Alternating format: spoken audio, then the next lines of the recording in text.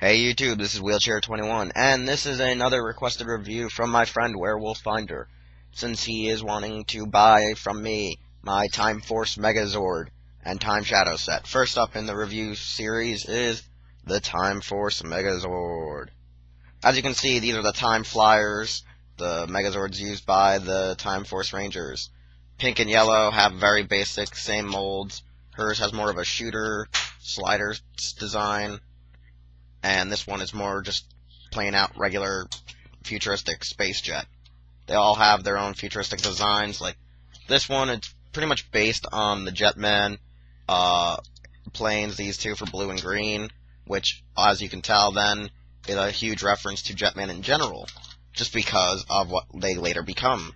As you can see, all these flyer sets can actually become one actual flying machine.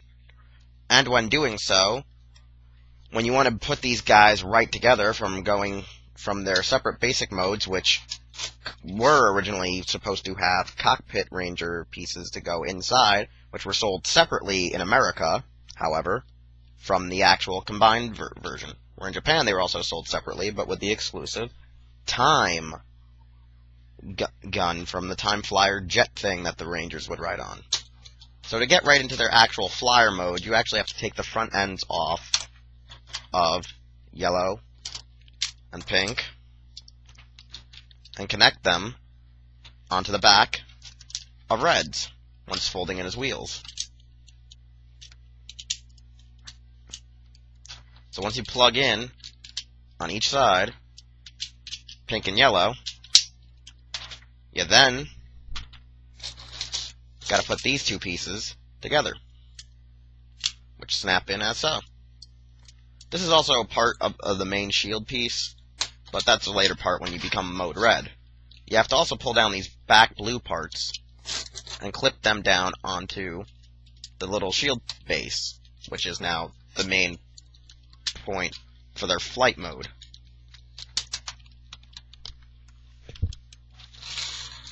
Now you pretty much got your Time Flyer mode, or Gamma mode if you're using the Time Ranger scenario.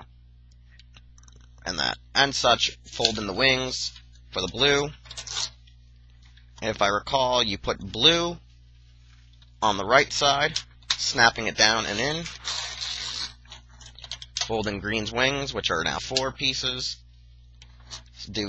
Mimic the opposite side. And plug him right in, if I can find the piece. And you got your Time Flyer mode, the Gamma mode, which is this nice little rocket ship, pyramid-like rocket ship. This kind of reminds me of the Gosei, well, I should say Gosei Ultimate Megazord reminds me a lot about the design of this actual flight carrier mode. I really love this design. I've always liked this part of the Megazord the most in the actual toy form. In the show, not so much, because it was only used about 4 to 6 times. It really, and also becoming a huge Jetman fan, it's very reminiscent of how the Jetman's mechas would all combine to become a specific gigantic jet.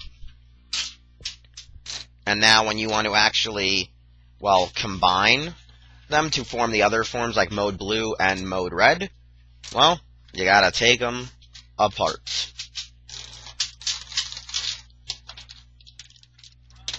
Alright, well, starting off with Mode Blue, the first thing you actually gotta do is remove the back end piece of the Red Ranger's flyer, pulling it off as so. Once you do that, pretty much you got your upper torso and where the head will show when you fold down this little silver piece. Next up, you pretty much gotta unfold the legs, which are also the hands for Mode Red. Turn in the hips. Actually, no. You gotta turn the hip around like so, and the entire foot piece around as so. And then do it again for this side.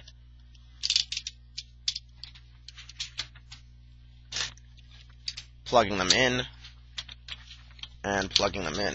As you can see, you actually have to clip the legs back into one another to actually keep him sturdy and standing. As you can see, really crappy version of what it would be on the show. Now, for the last part, you pull down his main turret system, or main guns from the front, and pretty much you're ready to attach your arms. To then attach in the arms, you pretty much pull out the tops here, unveil the hands. This is actually the right hand, I believe, because the way the thumb's posed, it looks to be like the right hand. And pretty much you lock this down and put the right hand here. And then do the same for the opposite side. Pull open, pull out, spin around, lock into place your weapons, or at least your hands, or whatever you want to call it. Push them up, like so. And then quickly flip up, flip down, and you got mode blue. The biggest issue about this figure is, because of the upper arms, they're actually a lot bigger, and the hands and forearms are a lot smaller than the actual action figures or in-show version, and the legs are a lot longer and lankier. Overall, this mode was for speed and shooting and stuff like that. And the problem is, we didn't get its gun. They, decided to release that as a Japanese exclusive, so there was no way to actually have him look like he was bearing weapons, and it was not one of my most liked features about this toy. Because the gun set goes for $80 to $100 on the internet, which is a pain in the ass.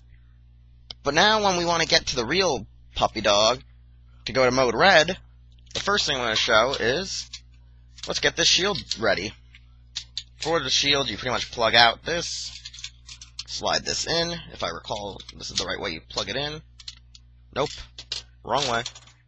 Alright, well, you clip in like this to get the top of the shield, and then pretty much slide right in to get the bottom of the shield. Doesn't look really nice, and doesn't look really spiffy.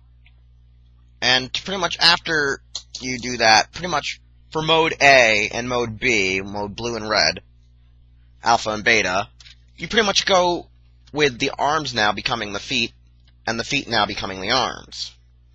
And in doing so, you pretty much pull off each side, move this, flip this back up, pull this down, flip this around, and now you got your torso, where now these will become your feet. Fold in the arms and place them back inside.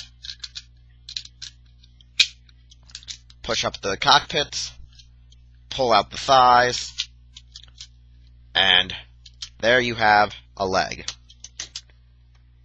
Then repeat with the next.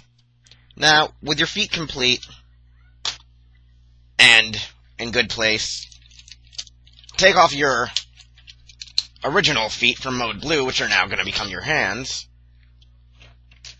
Exchange the pieces. And now you got most of mode red done. Pull the guns back out and down. And now, quickly, replace the arms, spin them around as if they're in jet mode. And you automatically have mode red, making pink become the right hand. Meaning, shipping because it's his jerk-off arm. His girlfriend is now his jerk-off arm. And now once repeating, you now have your left hand. You pull down the chest, pull out the head, push back the tabs, push back the tab, and you have your Time Force Megazord mode red. Its main finishing attack form, because when the chest is opened up or whatever, or when it opens up its temporal rift gate, it comes in with its really crappy Time Force saber. And then you have its really crappy Time Force shield. Now, the saber itself has all these nice details in the hilt of it. It actually has this folding clock-like gimmick where when it would slash, it would then close up on the Megazord and, destroy the monster, initiating the freezing process to shrink it down and destroy it. As you can see, there's a little bit of markings up on the plastic. Most likely either cat or dog teeth marks, because I had cats and dogs as pets over the years. Overall, the figure's still nice and done, cleaned, polished. The metal, however, is a little bit chipped up and looks a little foggy. Nothing but a little bit of spit and polish can't clean up. Some problems about the figure is, over age, its joints do get kind of loose, and the limbs can probably pop on and off of the figure because of massive switching from mode red to mode blue, beta and gamma. The sword itself is a horrible piece of crap because the plastic hinges holding it together usually pop out, and you have to replace the saber, like port it back into your actual figure, because it usually could fall out just by posing it. Because you can't even have it at a 45-degree angle for how bad they designed the hilt without it falling out, so you always need to have it at a 90-degree stance and having it outlook your thing. Along with that, the headpieces do close really easily on you, so you always want to keep reopening them. And those are my only pros and cons against it. Overall, it has a really nice basic design and mold for a Megazord, brings back a lot of retro things about it. Actually, when looking at it, it looks just like a futuristic version of the Jetman mecha. Literally, it is an homage, I would believe. I overall gotta say, I really enjoy it. My favorite part about it is mode red. My other favorite part is the flyer mode. The two usually outweigh the other. I mean, when it's in jet mode, you don't have to worry about the sword always coming apart or falling out on you. And when it's in, the jet mode, all you gotta do is literally just spin it around doing donuts, because it was a tornado attack to kill its opponents in that form. And, I really hope for people out there that have their own really love and cherish it. As for now, I'm Wheelchair21. This was a requested review from Werewolf Finder. You can check me out here on YouTube. You can, subscribe, like, comment, share my videos. Go check out my friends at Tokyo Anime News. Check out the blog. Check us out over at Hirotaku. Check out Raijo Nihon's Morphin Bracers, WRW.